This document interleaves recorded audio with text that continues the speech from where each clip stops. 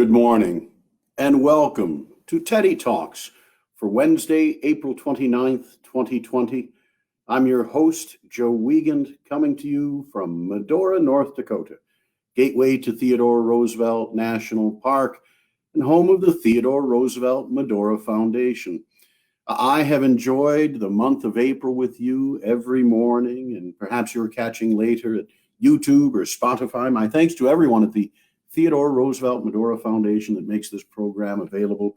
I wanted to say thank you to each and every one of you that have joined us during the month of April. I know sometimes the programs maybe go a bit long with a long speech from Theodore Roosevelt, and warning, today will as well, as we get a view of what might have been a bit of Theodore Roosevelt had he been a war president, but in 1916 criticizing Wilson for not being so.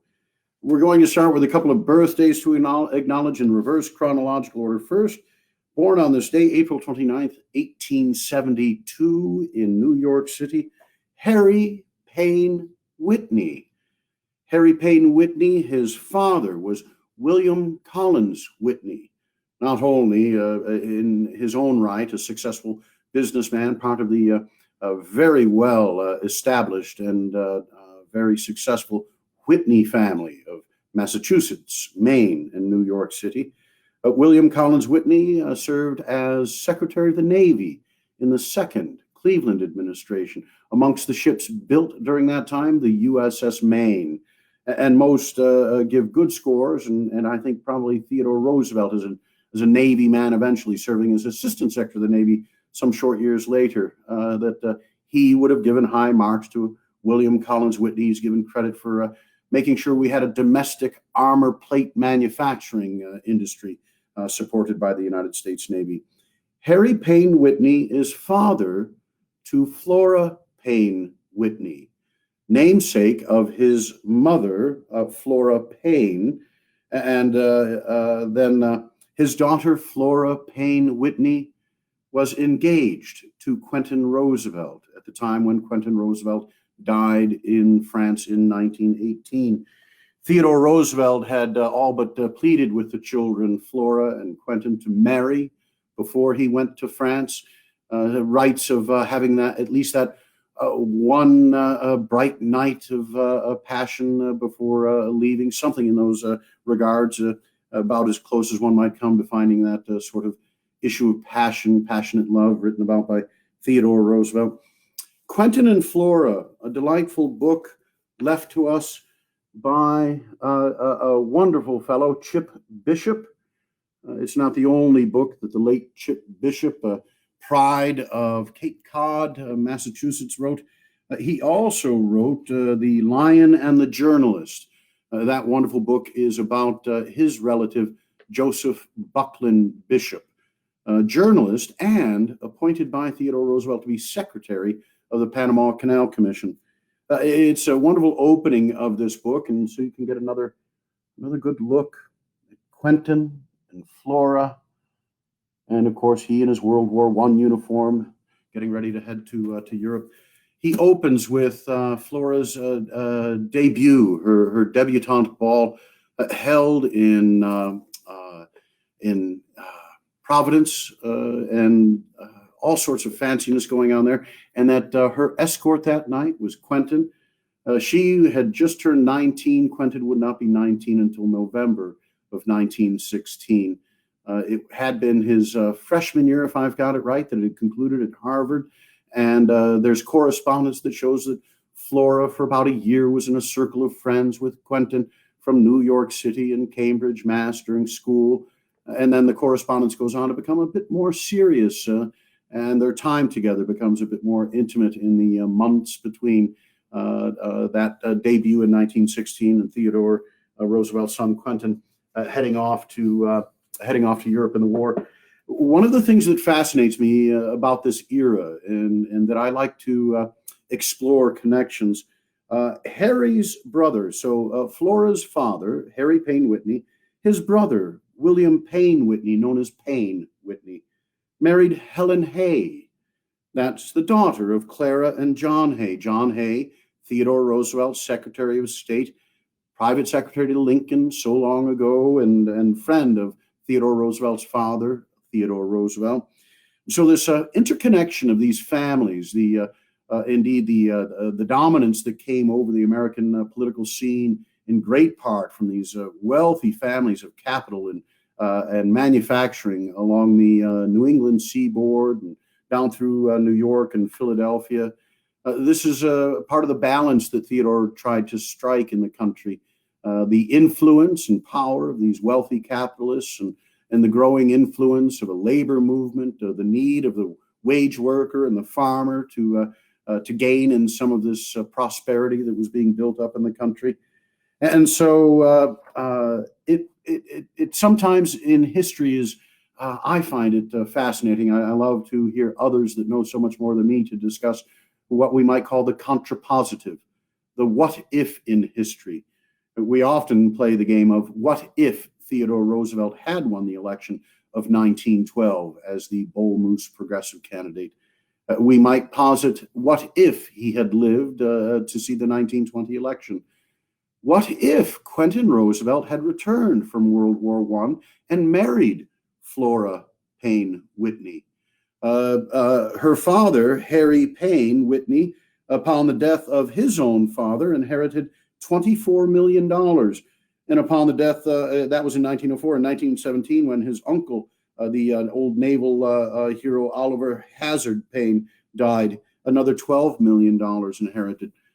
The accumulated wealth of the family, what if the combination of the wealth and influence of the Whitney family had indeed then been met with the political inheritance of the Roosevelt family?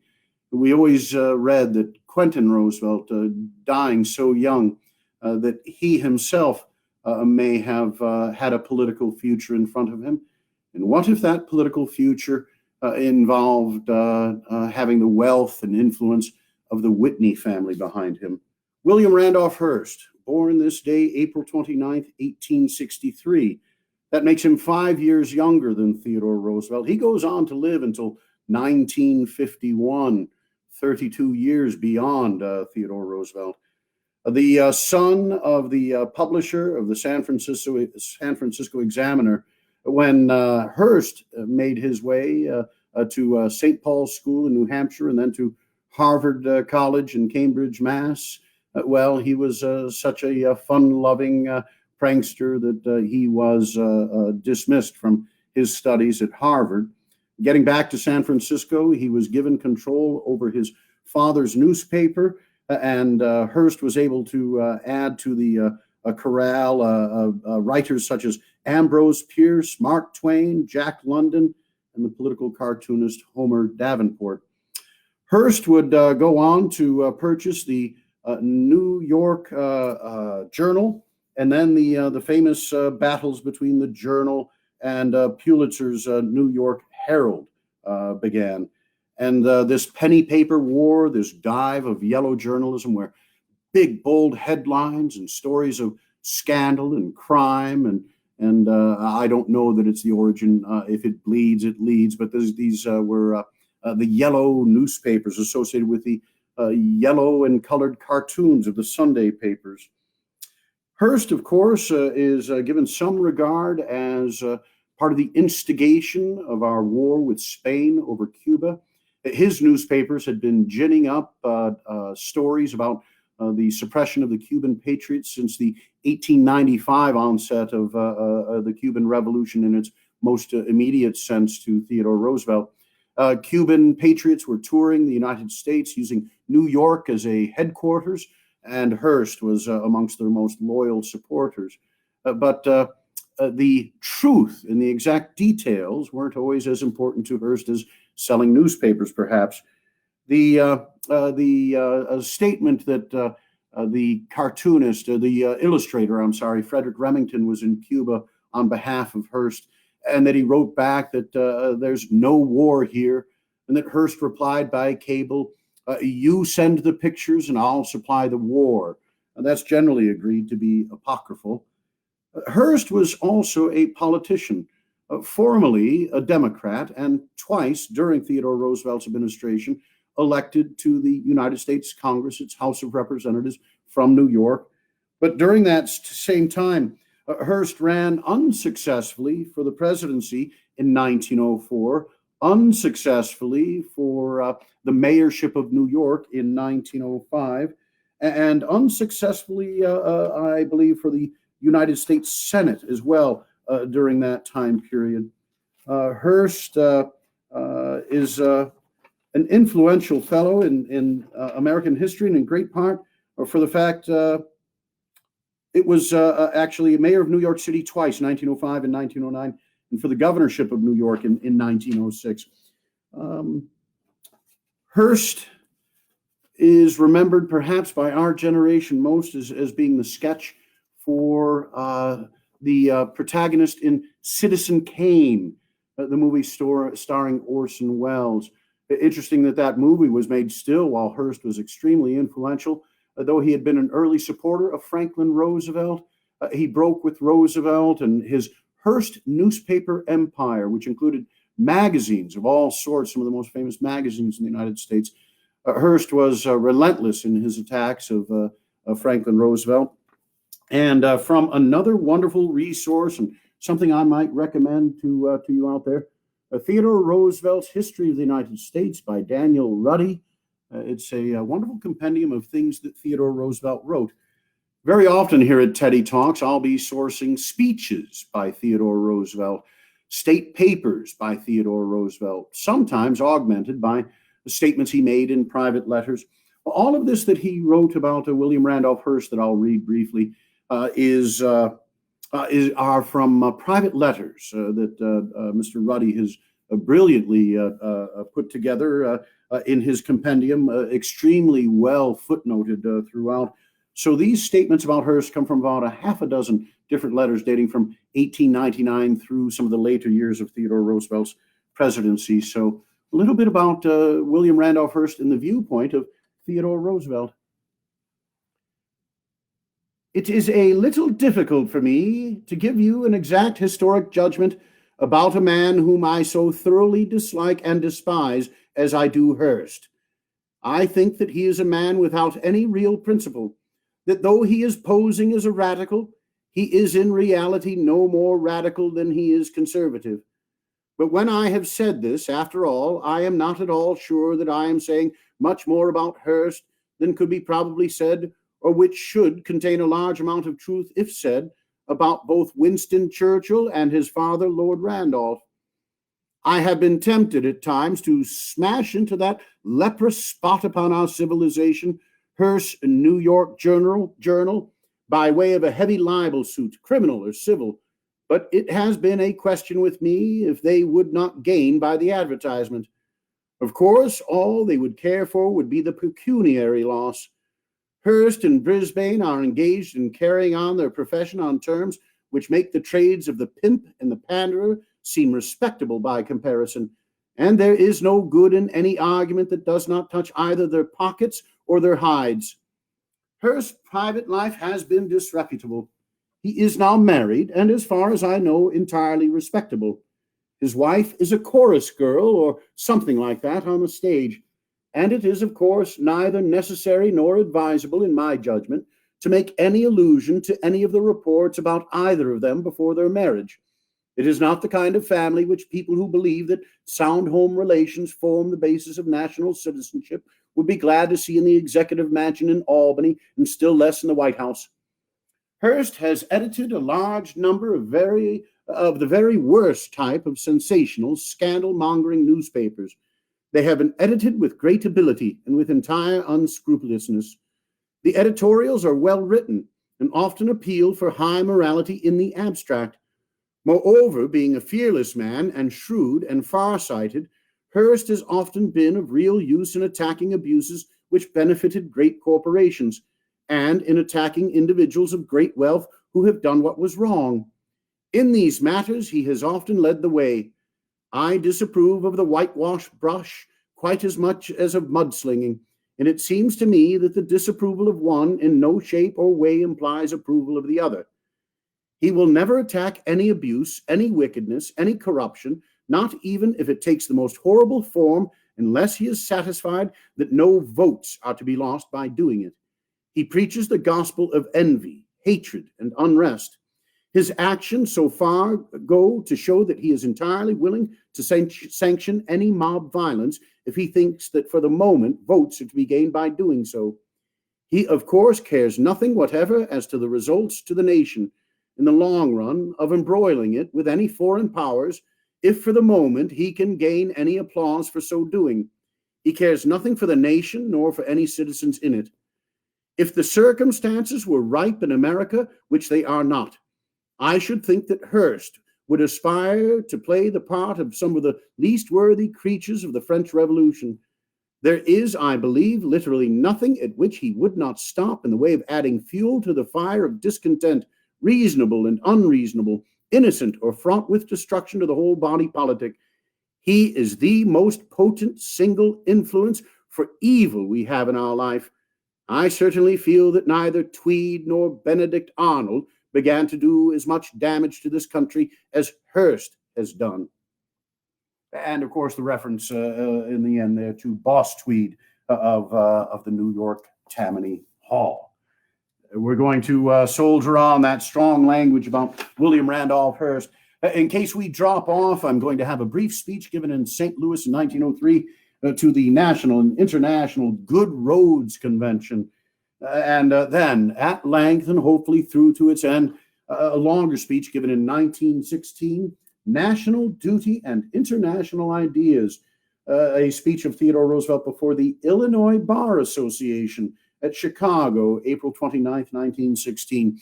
If we have any young students with us, of course, the Bar Association has nothing to do at all with taverns. These are the members admitted to the bar to practice law in the state of Illinois. Programs to conclude the week tomorrow, Friday, May 1st, a sampling of Theodore Roosevelt's writings or speeches, ranging from a report given by the Commissioner of Civil Service, Theodore Roosevelt, in 1891 to Congress, to some speeches and publications, a publication in 1900 in the magazine, St. Nicholas Magazine, about the American boy, and of course, some presidential statements, and then a salute to Admiral George Dewey. He, the hero of Manila Bay, and in that 1904 Democratic contest that produced the candidate Alton B. Parker from New York to run against Theodore Roosevelt sitting in the White House, it was, of course, William Randolph Hearst and Admiral George Dewey who attempted to secure that nomination of the Democratic Party in 1904. Saturday, May 2nd, remarks to the graduating class of the United States Naval Academy in Annapolis, and comments to the Sons of the American Revolution. Expect a great deal of patriotic messaging from Theodore Roosevelt on Saturday, May 2nd. So tomorrow concludes our 26 days with the 26th president during the month of April. One of the issues we're going to confront during the month of May, I believe, is that we'll have more and more people coming out to Medora. I want you to know that right now we have a number of people who've come to work for the Theodore Roosevelt Medora Foundation, for the National Park Service, and according to the promulgations of the governor, those of our employees who are coming from out of state, they're quarantined for 2 weeks before they have their interactions with the public. And we're doing everything we can to start smart or restart smart, as the case may be. On May 1st, perhaps in the spirit of Dewey and the Navy's heroism in Manila Bay, 1898, on May 1st, his command, "You may fire when ready, Gridley." Well, out at the Bully Pulpit Golf Course, they will fire when ready at the golf driving range and out on the course. That Bully Pulpit Golf Course is such that twosomes and foursomes can go out and play the game of golf, and I think do so quite safely. And then we'll have the Rough Riders Hotel open that evening. Not Theodore's Restaurant, I'm afraid, but you'll be able to get some carry-out curbside from the Pizza Saloon that is across the way from the hotel. Others of the businesses will likely come online during the month of May, and eventually we are going to have a wonderful summer here in Medora. Again, remember the National Park, Theodore Roosevelt National Park, is closed for right now through an opening on May 9th, and we do hope that when the park opens, people will come and enjoy themselves, and again, do so in a way that doesn't overwhelm the park or the town's ability to respond to your needs. Your need now is to get on with your day, perhaps get a little dose of Theodore Roosevelt in its early start. And so, if I may, I'll conclude with two speeches, one brief, the other longer. This is to take up those who might have been along for the ride in yesterday, the ride through Iowa, the whistle stop on the train, running all the way from Shenandoah in the west to, Ottumwa in the east. Theodore Roosevelt the next day would start with a speech in Keokuk, Iowa, and then Quincy, Illinois. At St. Louis University, he acknowledged the presence of Cardinal Gibbons of the Catholic Church, the Catholic prelate in the United States, during his career, if not at that time. And then at the Odeon Hall in St. Louis, before the National and International Good Roads Commission, the following remarks. Mr. Chairman, ladies and gentlemen, when we wish to use descriptive terms fit to characterize great empires and the men who made those empires great, invariably one of the terms used is to signify that empire built good roads. When we speak of the Romans, we speak of them as rulers, as conquerors, as administrators, as road builders. There were empires that rose overnight and fell overnight, empires whose influence was absolutely evanescent, which have passed away without leaving a trace of their former existence. But wherever the Roman established his rule, the traces of that rule remain deep today, stamped on the language and the customs of the people, or stamped in tangible form upon the soil itself. And so, passing through Britain, 15 centuries and over after the dominion of Rome passed away, the Roman roads as features still remain. Going through Italy, where power after power has risen and flourished and vanished, since the days when the temporal dominion of the Roman emperors transferred its seat from Rome to Byzantium, going through Italy after the Lombard, the Goth, the Byzantine, and all the people of the Middle Ages that have ruled that country, it is the imperishable Roman road that reappears. The faculty, the art, the habit of road building marks in a nation those solid, stable qualities which tell for permanent greatness. Merely from the standpoint of historic analogy, we should have a right to ask that this people, which has tamed a continent, which has built up a country with a continent for its base, which boasts itself with truth as the mightiest republic that the world has ever seen, which I firmly believe will in the century now opening rise to a position of headship and leadership such as no other nation has ever yet attained, merely from historic analogy, I say we should have a right to demand that such a nation build good roads. Much more have we the right to demand it from the practical standpoint. The great difference between the semi-barbarism of the Middle Ages and the civilization which succeeded it was the difference between poor and good means of communication. And we, to whom space is less of an obstacle than ever it was in the history of any other nation, we who have spanned a continent, who have thrust our border westward in the course of a century and a quarter until it has gone from the Atlantic to the Alleghanies, from the Alleghanies down into the valley of the Mississippi, across the Great Plains, over the Rockies to where the Golden Gate lets through the long heaving waters of the Pacific, and finally to Alaska, to the Arctic regions, to the tropic islands of the sea, we who take so little account of mere space must see to it that the best means of nullifying the existence of space are at our command. Of course, during the last century, there has been an altogether phenomenal growth of one kind of road wholly unknown to the people of an earlier period, the iron road. The railroad is, of course, something purely modern. A great many excellent people have proceeded upon the assumption that somehow or other having good railways should be a substitute for having good highways, good ordinary roads. A more untenable position cannot be imagined. What the railway does is to develop the country, and of course its development implies that the developed country will need more and better roads. A few years ago, it was a matter of humiliation that there should be so little attention paid to our roads, that there should be a willingness not merely to refrain from making good roads, but to let the roads that were in existence become worse. I cannot too heartily congratulate our people upon the existence of a body such as this, ramifying into every section of the country, having its connections in every state of the country, and bent bent upon that eminently proper work of making the conditions of life easier and better for the people whom all others we can least afford to see grow discontented with their lot in life, the people who live in the country districts. The extraordinary, the wholly unheard of rate of our industrial development during the past 75 years, together with the good sides, has had some evil sides. It is a fine thing to see our cities built up, but not at the expense of the country districts. The healthy thing to see is the building up of both the country and city go hand in hand. But we cannot expect the ablest, the most eager, the most ambitious young men to stay in the country, to stay on the farm, unless they have certain advantages. If the farm life is a life of isolation, a life in which it is a matter of great and real difficulty for one man to communicate with his neighbor, you can rest assured that there will be a tendency to leave it on the part of those very people whom we should most wish to see stay in it.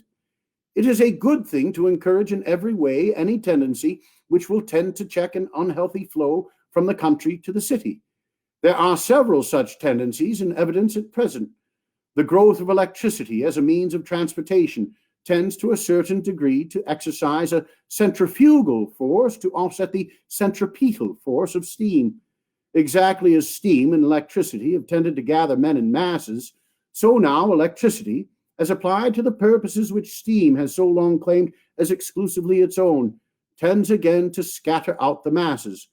The trolley lines that go out into the country are doing a great deal to render it more possible to live in the country and yet not to lose wholly the advantages of the town. The telephone is not to be minimized as an instrument with a tendency in the same direction, and rural free delivery is playing its part along the same lines. But no one thing can do more to offset the tendency toward an unhealthy growth from the country into the city than the making and keeping of good roads. They are needed for the sake of their effect upon the industrial conditions of the country districts, and I am almost tempted to say they are needed for the sake of social conditions in the country district. If winter means to the average farmer the existence of a long line of liquid morasses through which he is to move his goods if bent on business, or to wade and swim if bent on pleasure, if winter means that after an ordinary rain the farmer boy or girl cannot use his or her bicycle, if a little heavy weather means a stoppage of all communication, not only with industrial centers, but with the neighbors, you must expect that there will be a great many young people of both sexes who will not find farm life attractive. It is for this reason that I feel the work you are doing is so preeminently one in the interest of the nation as a whole. I congratulate you upon the fact that you are doing it. In our American life, it would be hard to overestimate the amount of good that has been accomplished by associations of individuals who have gathered together to work for a common object, which was to be of benefit to the community as a whole. And among all the excellent objects for which men and women combine to work today, there are few indeed which have a better right to command the energies of those engaged in the movement and the hearty sympathy and support of those outside than this movement in which you are engaged.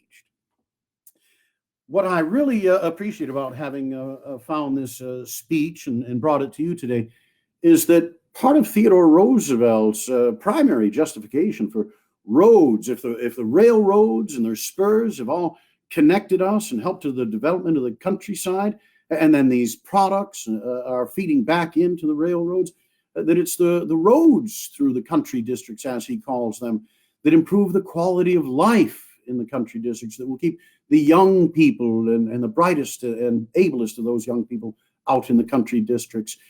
In another decade, you'll find that so you've got U.S. Highway 2 that runs from the Atlantic to the Pacific and runs right through the northern tier and the north end of North Dakota. Well, that U.S. Highway 2, after Theodore Roosevelt's death in the early 1920s, was combined to call itself the Theodore Roosevelt Memorial Military Highway.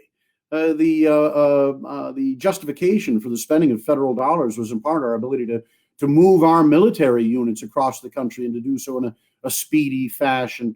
Of course, the interstate projects, General Eisenhower, that was in great deal seen from the perspective of defense. being able to move our military units across the country if need be. But I find it interesting that Theodore Roosevelt calls for the support of this road building in part to increase the quality of life in the countryside. Well, again, you've been most kind and patient to come along for the ride. This is a longer speech. If you'd like to listen to today's program in two parts, you're certainly welcome to do so, in part because of our friends from the Medora Foundation, with whom I will work to see if we can make sure that we've got a good, capable connection with you each day proceeding, as I think our usage of the internet increases now with more people coming out to Medora. So in 1916, April 29 of 1916, the sinking of the Lusitania is a year in the past. The declaration of war against Germany is a year in the future. This speech made in 1916 is made at a time when the Progressive Party is still planning to organize and nominate candidates in 1916. They will indeed nominate a ticket of Theodore Roosevelt and Colonel John Parker, the Democrat from Louisiana, one of Teddy's hunting companions and an officer of the, well, I back off on that. And then in July of 1916, the Progressive Party published its record, including statements and speeches of Theodore Roosevelt. And so it's from their published version of his remarks that I speak. Would Theodore Roosevelt have accepted the Republican and Progressive combined nominations in 1916? He probably would have, but there was such ill feeling about what Theodore Roosevelt had done to the Republican Party, he and his Progressive supporters in 1912, that it certainly wasn't to be. And so the same day that Theodore Roosevelt endorsed the Republican nominee, Charles Evans Hughes of New York, he turned down the nomination of the Progressive Party and struck the death knell of the Progressive Party. They had a bit of representation in Congress, a bit of representation across legislative state houses and other statewide positions across the country, but would really be a bit of an echo in American history in the years to follow. So in 1916, I'll conclude with these longer remarks and hope to see you here at Teddy Talks tomorrow, our last day of April. Speech of Theodore Roosevelt before the Illinois Bar Association at Chicago, April 29th, 1916. A year and 3 quarters have passed since the opening of the Great War. At the outset, our people were stunned by the vastness and terror of the crisis. We had been assured by many complacent persons that the day of great wars had ended, that the reign of violence was over, that the enlightened public opinion of the world would prevent the oppression of weak nations. To be sure, there was ample proof that none of these assurances were true, and far-seeing men did not believe them. But there was good excuse for the mass of the people being misled. Now, however, there is none. War has been waged on a more colossal scale than ever before in the world's history, and cynical indifference to international morality and willingness to trample on inoffensive, peace-loving peoples who are also helpless or timid have been shown on a greater scale than since the close of the Napoleonic Wars over a century ago. Alone of the great powers, we have not been drawn into this struggle. A twofold duty was imposed upon us by the fact of our prosperity and by the fact of our momentary immunity from danger.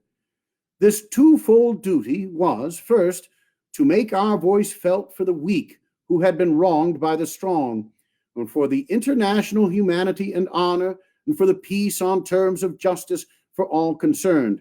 And second, immediately and in thoroughgoing fashion, to prepare ourselves so that there might not befall us on an even greater scale such a disaster as befell Belgium. We have signally failed in both duties. Incredible to relate, we are not in any substantial respect stronger at this moment in soldiers or rifles, in seamen or ships, because of any governmental action taken in consequence of this war. And moreover, we have seen every device and provision designed by humanitarians to protect international right against international wrongdoings torn into shreds, and have not so much as ventured to speak effectively one word of protest. The result is that every nation in the world now realizes our weakness. and that no nation in the world believes either in our disinterestedness or our manliness. The effort to placate outside nations by being neutral between right and wrong, and to gain goodwill along professional pacifist lines by remaining helpless for self-defense, has resulted after 2 fatuous years in so shaping affairs that the nations either already feel or are rapidly growing to feel for us not only dislike but contempt. This is not a pleasant truth, but it is the truth. And as a people, we will do well to remember Emerson's saying that in the long run, the most unpleasant truth is a safer traveling companion than the pleasantest falsehood. Our duty is to face the facts and then to take the thoroughgoing action necessary in order to meet the situation that these facts disclose. Our prime duty, infinitely our most important duty, is the duty of preparedness. Unless we prepare in advance, we cannot, when the crisis comes, be true to ourselves. If we cannot be true to ourselves, it is absolutely certain that we shall be false to everyone else. If we are not able to safeguard our own national honor and interest, we shall make ourselves an object of scorn and derision if we try to stand up for the rights of others. We have been sinking into the position of the China of the Occident, and we will do well to remember that China, pacifist China, has not only been helpless to keep its own territory from spoliation and from its own people from subjugation, but it has also been helpless to exert even the most minute degree of influence on behalf of right dealing among other nations. There are persons in this country who openly advocate our taking the position that China holds, the position from which the best and wisest Chinamen are now painfully trying to raise their land. Nothing that I can say will influence the men and women who take this view. The holding of such a view is entirely incompatible with the right to exercise the privilege of self-government in a democracy, for self-government cannot permanently exist among peoples incapable of self-defense. But I believe that the great majority of my fellow countrymen, when they finally take the trouble to think on the problem at all, will refuse to consent to or acquiesce to the Chinification of this country. I believe that they will refuse to follow those who would make right helpless before might, who would put a pigtail on Uncle Sam and turn the goddess of liberty into a pacifist female huckster, clutching a bag of dollars which she has not the courage to guard against aggression. It is to these men and women that I speak. I speak to the mass of my fellow countrymen. I speak to all men and women who are loyal to the principles of those who in the Revolutionary War made us a nation, and who have in their souls the high qualities possessed by the men who in the iron days of the Civil War followed the banners of Grant and of Lee, and of the mothers and wives of these men. My appeal may not be heeded. If so, then either our people will pay heed in time to the appeal of some other man able to speak more strongly and more convincingly, or else they will, when it is too late to learn the lesson from some terrible gospel in which it is written by an alien conqueror in letters of steel and of flame. The first necessity is that we shall, in good faith and without reservation, undertake to be a nation, and not merely to call ourselves a nation. I make my especial appeal to the national spirit here in Chicago, here in the great Middle West, here in the territory stretching from the Alleghanies to the Rockies. The prophets of gloom have said that the West, prosperous and indifferent, secure in her fancied safety because she is in the middle of the continent, cares nothing for the dangers that might befall the cities on the Atlantic or the Pacific coast, cares nothing for what has befallen the dwellers along the Mexican boundary, and is as indifferent to what befalls elsewhere as Peking was to what befell its outlying Chinese provinces, to the ultimate ruin of Peking, by the way. This I do not for one moment believe. If I did, I should despair of the Republic. This is to a peculiar degree the democratic, the intensely and characteristically American section of our land. The West produced for the service of the whole nation Abraham Lincoln and Andrew Jackson, and I know that their spirit is still the spirit of her sons. I appeal to the men of the West, to take the lead in the movement for the genuine nationalization of our people. If the republic founded by Washington and saved by Lincoln is to be turned into a mere polyglot boarding house where dollar hunters of 20 different nationalities scramble for gain, each nationality bearing no real allegiance except to the land from which it originally came, then we may as well make up our minds that the great experiment of democratic government on this continent will have failed. No less will it have failed if each section thinks only of the welfare of that section, and with crass blindness believes that disaster to some other section will not affect it. And the failure will be the greatest of all if foolish men are persuaded by wicked men that one caste or class is the prime enemy of some other class or caste. I appeal to the men of the East to prepare so that the men of the Pacific slope shall be free from all menace of danger. I appeal to the men of the West to prepare so that the men of the Atlantic coast shall be free from all danger. I appeal to the North, South, West, and East alike to hold the life of every man and the honor of every woman on the most remote ranch on the Mexican border as a sacred trust to be guaranteed by the might of our entire nation, and the life of every man, woman, and child who should be protected by the United States on the high seas likewise.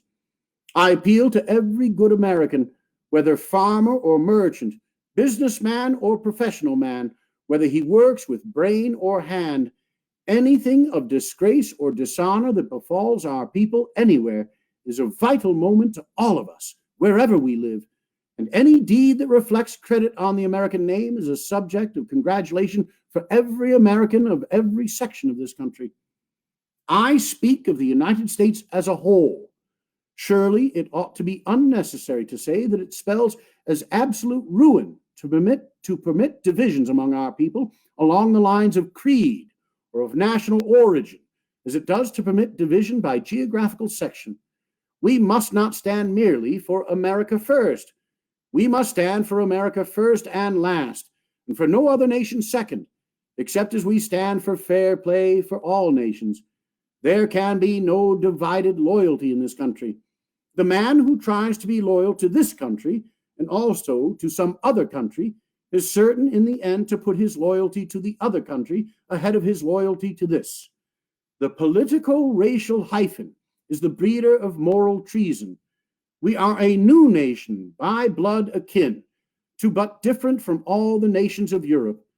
In the veins of our people runs the blood of German, Englishman, and Irishman, of Scandinavian, Slav, and Latin. Any one of these people can bring something of value to our common national life. Each can contribute social and cultural traditions and customs of value, and all must join in cordial mutuality of respect for whatever is valuable that each brings. But each must put the contribution at the service of our common and unified citizenship, and by utilizing all that is thus contributed, and by adapting and developing it so that it shall meet and express our common needs, we shall build our own distinctive national culture. There is no room in this country for German Americans, or English Americans, Irish Americans, or French Americans, just as there is no room in this country for a political party based upon fealty or opposition to any particular creed, whether Protestant, Catholic, or Jew. There is just one way to be a good citizen of the United States, and that is to be an American and nothing else. This is not a question of birthplace or national origin or creed. Any big group of loyal and patriotic Americans will include men of many creeds and many different race strains and birthplaces, but they will not be loyal and patriotic Americans at all unless they are Americans and nothing else. The first step in preparedness is dependent upon our common and exclusive American nationality. Preparedness must be both of the soul and of the body. It must be not only military, but industrial and social. There can be no efficient preparedness against war unless there is in time of peace, economic and spiritual preparedness in the things of peace. Well-meaning men continually forget this interdependence. Well-meaning men continually speak as if efficient military preparedness could be achieved out of industrial and social chaos, where such military preparedness would represent merely a muscular arm on a withered body. Other well-meaning people speak as if industrial preparedness, social preparedness, would by itself solve the problem. This is worse folly than the first. Let these men look at Belgium and compare her fate with that of Switzerland. Belgium was one of the countries in Europe in which the greatest advance had been made in industrial efficiency, and as regards social justice, she was at least well ahead of us. But there had been no corresponding military preparedness. There had been great success along the lines of business materialism, great success along the lines of humanitarianism, but no development of military efficiency. The result is that both the materialist and the humanitarian have been ground into the dust together, simply because the men so successful in peace had not in peace trained themselves so as to be able to defend themselves in war, and to make other nations realize in advance that they were able to do so.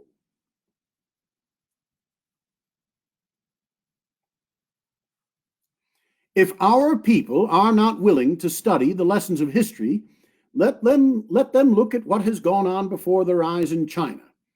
For centuries, China has looked down on the military caste and has discouraged the development of the fighting spirit. The vagaries and dreams and blindness of her pacifist leaders and pacifist statesmen have paralleled those of our own. Her people have been peaceful and industrious. They have put peace above honor, above justice, above national self-respect. As a consequence, China, the most populous empire on the earth, sees half her territory under the control of alien powers, and in the remainder holds what precarious independence remains at the mercy of whichever one of these alien powers for the time being able to nullify the influence of the others. If the short-sighted pacifist and the short-sighted materialist have their way, the same fate will overtake us, and it would be hastened, not averted, by business prosperity and efficiency and harmlessness. To mobilize our resources and introduce efficiency everywhere in business would merely make us a more attractive and a more helpless prey, unless we in similar fashion develop our power and purpose for self-defense. I stand heartily for protection. By that I mean not only protection to American industries and to the material interests of American workingmen, farmers, and businessmen. I also mean, and with even greater emphasis, protection for the whole American nation, protection for American honor, protection for America's self-respect, protection for America's position among the nations, protection for her when she strives, as she ought to strive, to bring peace to the rest of the world. And there can be no such protection without thoroughgoing preparation, military, social, and industrial. I have before used the effect of non-preparedness on China as an argument for preparedness. Really, the events of the last 21 months, including especially the events of the last month, show that no argument is needed save our own history during these past 21 months. On August 1st, 1914, the Great War began, and it had already become clear that the already dreadful situation in Mexico was going steadily from bad to worse. It should have been perceptible to any nation, and it is not to our credit as a nation that it was not evident to us that there was the gravest danger of our being involved at some point with the European belligerents, and the almost certainty that we would have to take action sooner or later as regards Mexico. Even the first weeks of the Great War made it evident that the prime factor in success in war was preparedness in advance, and that it was impossible adequately to prepare after war had begun. Yet our well-meaning, foolish, peace-at-any-price people clamored so loudly that we must not prepare because preparedness would increase the chance of war that we followed their advice.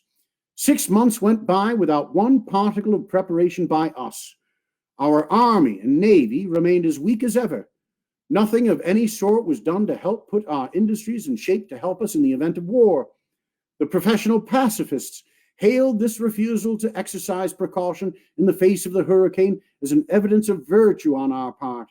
It was merely an evidence of blind and timid weakness. Then, after 6 months, Germany announced that she would conduct a submarine blockade of England under circumstances which rendered inevitable the loss of American lives. We sent her an ultimatum, announcing that in such case we would hold her to a strict accountability. I use the word ultimatum for it is the only word to describe the document containing the words strict accountability, if these words mean anything. When we took that action, we placed ourselves in a position where it became a crime against ourselves not immediately to prepare. 14 months have passed since. Germany has again and again done what she said she would not do. We have protested, sometimes strongly, sometimes weakly, against what has been done, but we never took a single step in the way of preparation to enforce our words if unhappily it should become necessary to do so. At present, we have sent another ultimatum to Germany, no stronger than the one sent 14 months ago. But the circumstances of its delivery are such as to seem to indicate that more weight must be attached to it. Yet we are still not preparing in any way. The lower house of Congress has taken what measures it could to interfere with the organizations on which we should have to rely in any belated and hurried efforts to meet our needs, should we have to act in support of our note, and has passed legislation excellently designed to prevent all efficiency from the military standpoint. Substantially, we are not in the smallest degree better prepared in the Army or in the Navy than we were 21 months ago. And instead of endeavoring to secure industrial preparedness, Congress has done everything it could to interfere with it. At this moment, after nearly 6 months of effort, we have been unable to scrape together an army sufficient to capture the bandit Panchovia. We have not an efficient body of troops of a size that would make it a tangible asset in the huge death wrestle that is going on around Verdun. We have not in these 21 months prepared in any shape or way to make good on any field of action any demand which we might make for our own rights or the rights of humanity. Our words have been like a check issued by a man on a bank in which he has no funds, but expects that somehow or other he will get them by the time the check comes around. Rarely indeed does such a man have the funds there on time, and desperately humiliating indeed are his experiences meanwhile.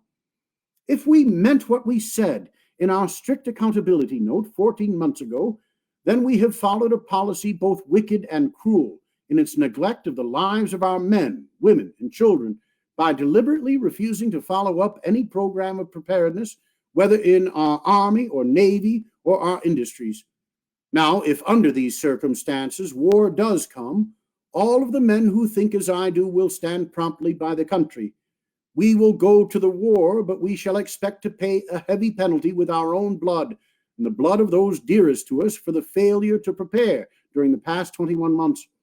And what I ask now of our professional peace at any price friends, of the professional pacifists, is that they get clearly in mind the fact that the preparedness I, whom they call a militarist, have unceasingly advocated for so many years, and above all the preparedness that I have advocated with all my strength since the Great War began, would in all probability have averted all need of our sending the strict accountability note 14 months ago.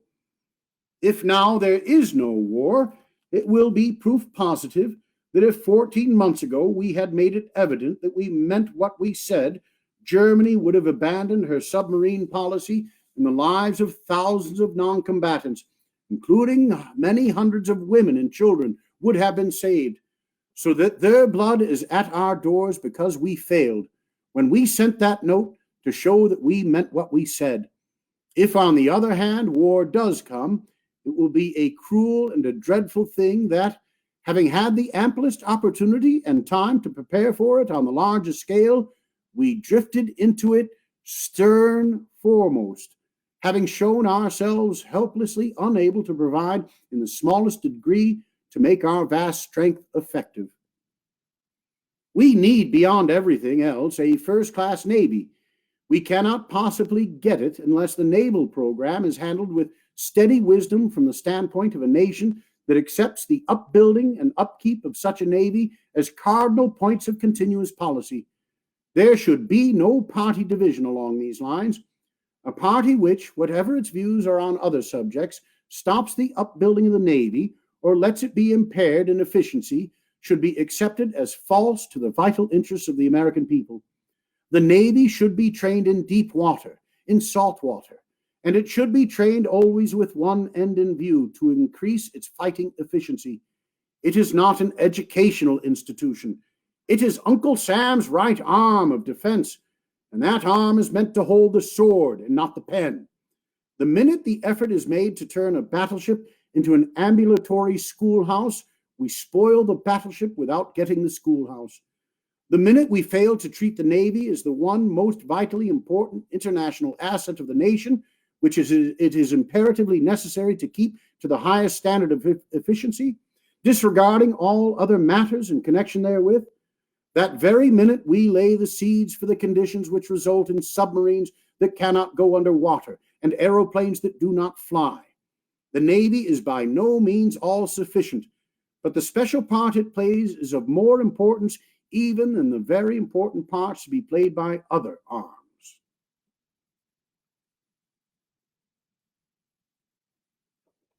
It is a prime necessity for any great nation which expects to be taken seriously always to correlate policy and armament.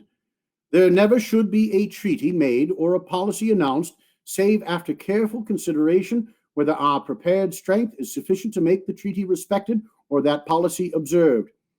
The Monroe Doctrine will never be one particle stronger than the Navy.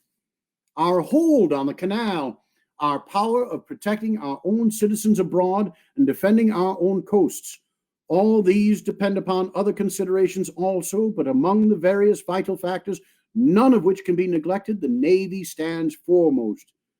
The Navy stands foremost. But to rely only on the Navy would be as foolish as in a battle to rely only upon infantry, only upon artillery, or only upon trench digging. Back of the Navy must stand the regular army, and back of the regular army must stand the trained strength of the nation. The regular army is indispensable. Here again, gentlemen, let me ask you to do your part in seeing that our people understand the utter folly of embarking on a policy unless we have the means to enforce that policy. A treaty has recently been proposed by the government authorities at Washington under which we would guarantee the territorial integrity of all the South American republics, with as a quid pro quo the assurance these republics, Honduras, Nicaragua, and Ecuador, for instance, that they will guarantee our territorial integrity. Translate this into terms of fact. If the treaty does not mean what it purports to mean, it is insincere and worse. If it does mean what it purports to mean, then we are to guarantee that we will go to war to defend, say, Tierra del Fuego on behalf of somebody else. Yet the upholders of this proposal, in the same breath, announce that we are not to go to war for our own rights or our own citizens. It is possible to defend either proposition with sincerity, although not with wisdom. But it is not possible to defend both propositions with either sincerity or wisdom. Well-meaning people propose that we shall enter into an international league to enforce peace by making treaties under which we would pledge ourselves, if, for instance, Belgium were invaded, to back Belgium in war by the 2 or 3 million men without whom our unsupported backing would amount to little. Before going into any more grandiose promises, let us keep the moderate promises we made in the Hague Conventions. Before we promise action on behalf of others, which might necessitate an army of 2 or 3 million men being sent abroad to fight in a quarrel in which our interest was purely altruistic, let us ponder the fact that in order to send an army after a Mexican bandit, although this army was operating in company with the forces of the de facto government of Mexico, we had to strip our country of regular soldiers until we did not have enough left to patrol the border. The Mexican affair, by the way, offers the best possible example of the needs that this country should deal with things and not merely with words. For some years, Mexico has stood to us much as the Balkan Peninsula, with its weak and turbulent states, once stood to Europe. Success or failure in our Mexican policy is no mere local matter. If in this place our foreign policy fails, it means general failure. The problem is not primarily a military one, although now, unfortunately, our failure to grapple with it intelligently and in terms of fact may well mean that there may have to be a military prelude to the real settlement.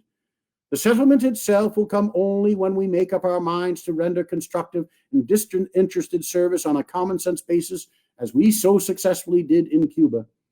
We are continually told that we have kept out of war with Mexico, that we have been at peace with Mexico. Yet the total number of Americans killed in Mexico whose names have been published, leaving out of consideration the large number whose names have not been published, exceeds the number of Americans killed in the war with Spain. I do not care by what name they call this.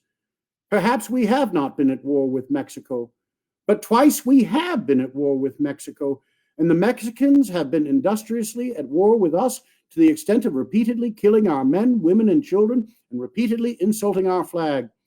Under these circumstances, anyone can, of course, if it is of any comfort, say that we waged peace with Mexico, whereas we waged war with Spain.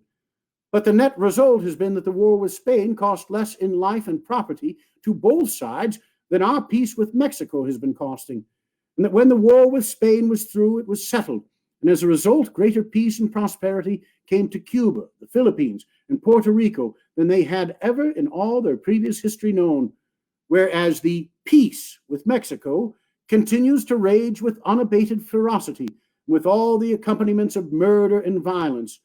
No solution is in sight, and things have steadily grown worse instead of better.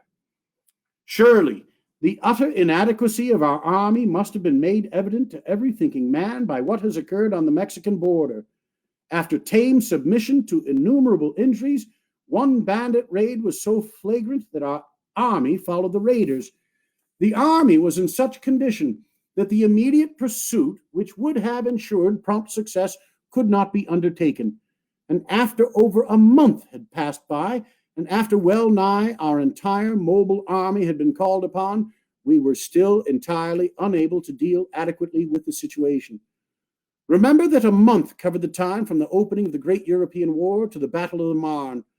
Remember that if a disaster happened to our Navy, a month would be sufficient for any one of several of the great old world military powers, without subtracting from its army a force whose loss would be in any way felt at home, to land in San Francisco or New York, a force 5 times as great as our mobile army. In actual practice, we have been unable within 6 weeks to gather enough troops to cope with the situation created by Pancho Villa's raid. Think deeply, friends, what this means and the impotence it reveals for meeting any kind of serious assault made on our shores by any military power of the old world. And remember that this war has shown that, save in the teeth of a navy of great size and at the highest point of efficiency, the ocean is a highway for the rapid transport of troops. It is short-sighted folly of the most sinister kind not to provide at once, immediately, for a regular army of 250,000 men, in order that we shall have within our own limits a mobile army of 125,000 men, so constantly trained and maneuvered that inside of a week they could be concentrated in the highest condition of fighting efficiency at any point of our border or coastline. Relatively to the population of the country, this army would be no larger than the Chicago police force is to the city of Chicago. My proposition no more smacks of militarism than does the Chicago police force. I am asking only for a small regular army which shall be first class in point of efficiency.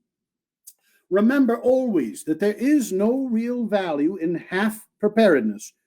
To prepare a little, but not very much, is just like trying to put out a fire, a little, but not a great deal. If you want to build a bridge across a river, you build it for the whole distance. If you only build it halfway, you might as well leave it unbuilt. To increase the armed forces of a nation a little, but not much, leaves the situation, from the standpoint of national defense, practically unchanged. The advocates of half preparedness are no more loyal to the interests of this country than are the advocates of unpreparedness. As for the statement that preparedness incites war, it ranks on a par with that hoary falsehood which says that it takes 2 to make a quarrel.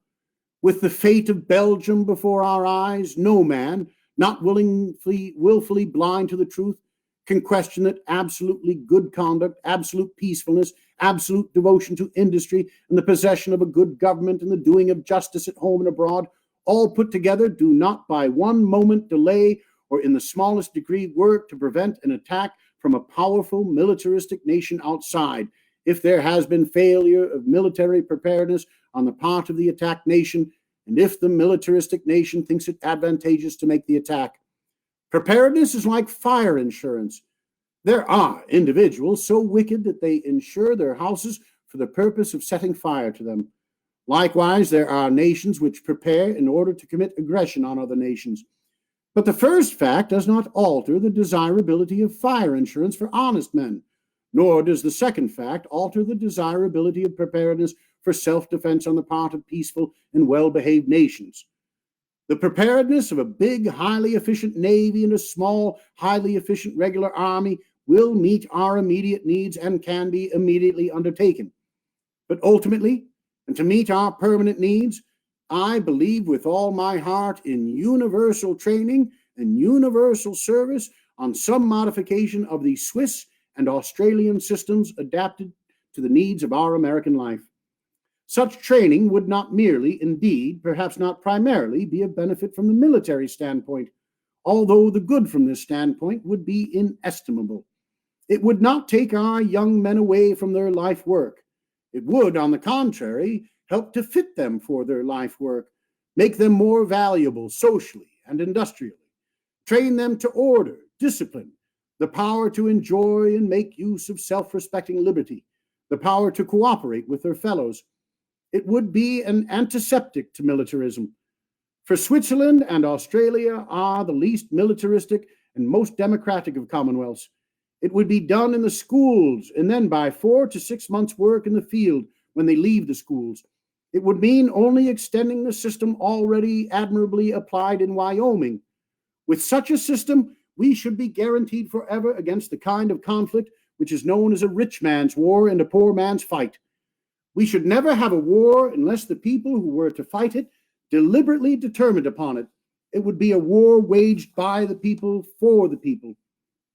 As I have said again and again, and as I cannot too often repeat, I advocate this preparedness as a means to secure peace and to avoid war. A good mother wrote me the other day that she feared preparedness because she did not wish her boys, quote, to go up against the cannon, unquote. Now, the one perfectly certain method of ensuring that her boys and all the other boys in this country shall go up against the cannon is to persuade foreign powers that they can attack us with impunity because our mothers have refused to let their boys be trained efficiently. I abhor unjust and wanton war. More than that, if there were a great war, my sons would go, and probably all my young kinsfolk would go.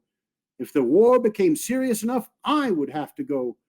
It would be the bitterest grief to me to see my sons go, as every father here will understand. All that I honorably could do would be done to help the country out of war, so that my sons would not have to go. But I would far rather have them go than have them stay at home under conditions which would make their children ashamed of them and ashamed of being Americans.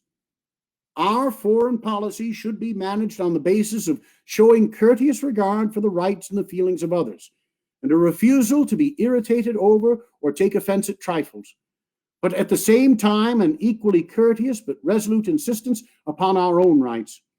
Insolence and disregard of the rights and feelings of others may embroil us in war, but weakness and conveying the impression that we fear others are even more certain to do so in the long run. Strength, courage, and the courteous doing of justice tend to avert war. Weakness, and above all, weakness combined with bluster, tend in the long run to make it inevitable. We stand for the peace which comes as a matter of right to the just man armed, and not for the peace which is purchased by the coward at the cost of abject submission to wrong.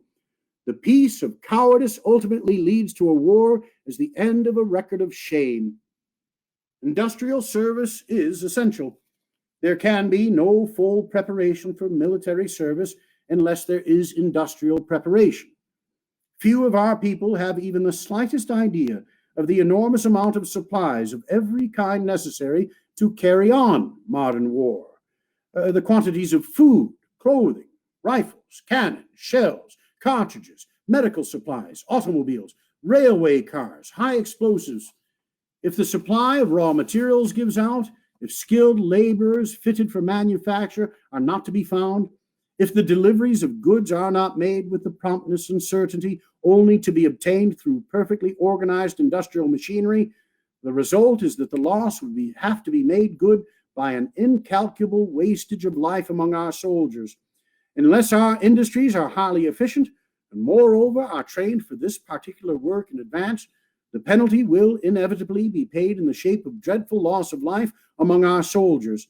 Such a need cannot be met by government-owned and managed plants, although there should be some such to serve as checks and regulators. The need is to train, to educate many business firms by means of giving them small orders in time of peace for the various things which the government would need in enormous quantities in time of war. There should be a survey of the producing resources of the country and the development and practical working out in time of peace of plans for minimum annual educational orders to be placed by the Army and the Navy with thousands of firms widely distributed geographically, and the enrollment in time of peace of the skilled labor which is necessary to keep on the job in time of war. We shall need organized business in time of war, just as in time of peace. Our duty is to encourage it, but also to see that its activities are for the benefit of the whole country.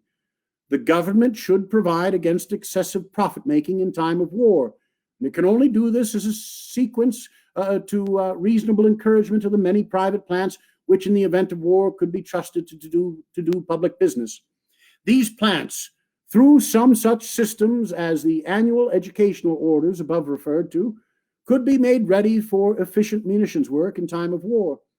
The government encouragement could be also used to secure as one of its features those things for labor which it is most necessary to secure: proper working and living conditions, and provision for insurance compensation against sickness, accident, and old age. Not one step has been taken by Congress to help secure these industrial conditions. Not one step has been taken to secure the nationalization of industry in time of war. The railroad business in particular, insofar as interstate commerce and everything directly or indirectly connected with it is concerned, should be made a national matter, with a national incorporation law and the whole power of regulation, which should itself be a part of a process of encouragement lodged in the Federal Commission. The purpose being to encourage the business in every legitimate way, while also seeing that it is managed in the interest of the public, no less than of the investors, managers, and wage workers. We can have no national economic program until we make ourselves really a nation. National needs cannot be met by conflicting locality actions. This is the age of cooperation. Surely, if we really are a business people, this means that there should be cooperation and not hostility between the government and the mighty agencies through which alone modern business, especially international business, can be managed. Let the government regulate the corporations, but let this regulation be an incident of hearty cooperation with them to secure their well-being and also the well-being of those who work for them and of those for whom they work. Capital must be organized on a large scale, just as labor must be organized on a large scale. But both forms of organization must justify themselves by showing that they are not only beneficial to themselves, but to the people as a whole. No form of government will survive unless it can justify its existence. Boasting about democracy won't make democracy succeed. We are the greatest democratic republic, and we are false not only to our own country, but to democracy everywhere if we do not seriously endeavor to show by our actions and success that with us, the many men can make a nation as efficient as elsewhere. Nations have been made efficient by a few men. We must make America efficient within its own borders, efficient to repel attack from beyond its own borders, and yet a friend and not a menace to other peoples. We must make ourselves serviceable to democracy in the cause of popular rights and popular duties in national and also in international matters. A happy-go-lucky belief that we can become serviceable by combining sentimental speeches with selfish actions will bring us to futility. Serviceableness comes only through preparedness, and both the training and the service through economic, social, and military efficiency imply courage, sustained effort, clear vision, and the power for self-sacrifice.